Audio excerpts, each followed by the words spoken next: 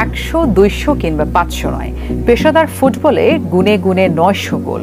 Football ইতিহাসে প্রথম খেলোয়াড় হিসেবে গোল বিরল এই মাইলফলক স্পর্শ করল ক্রিস্টিয়ানো রোনালদো।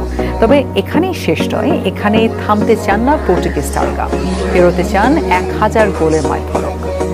অক্টোবর 2002 পর্তুগালের লিসবনে যাত্রা শুরু হয়েছিল 17 বছর বয়সী এক কিশোরের, যার 100 গোলের মাইল ফলক ছুঁতে সময় লেগেছিল পাক্কা 6 বছর। এরপর আর ফিরে তাকাতে হয়নি। 2 বছর পরই গোলের সংখ্যাটা 100 করে বাড়িয়েছেন ক্রিস্টিয়ানো রোনালদো। পর্তুগাল থেকে স্পোর্টিং লিসবন কয়েক দফা ক্লাব বদলেছে রোনালদোর, বদলেছে জার্সি, বদলায়নি শুধু CR7 এর গোল করার ক্ষমতা। জাতীয় দলের হয়ে 131 আর ক্লাবের হয়ে 769। প্রথম ফুটবলার হিসেবে রোনালদো এখন 900 গোলের চূড়ায়।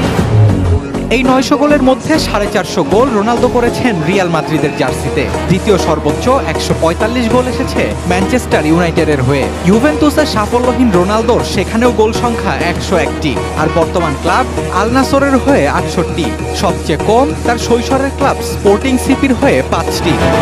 আমেরিকান গণমাধ্যম ESPN বলছে, ক্লাব ও আন্তর্জাতিক পর্যায় মিলিয়ে সর্বোচ্চ গোলের তালিকায় রোনালদোর ঠিক পেছনেই আছেন লিওনেল মেসি। 37 বছর বয়সী আর্জেন্টাইন মহাতারকা করেছেন 842 গোল। ব্রাজিলিয়ান কিংবদন্তি পেলে 765 গোল নিয়ে আছেন তৃতীয় স্থানে।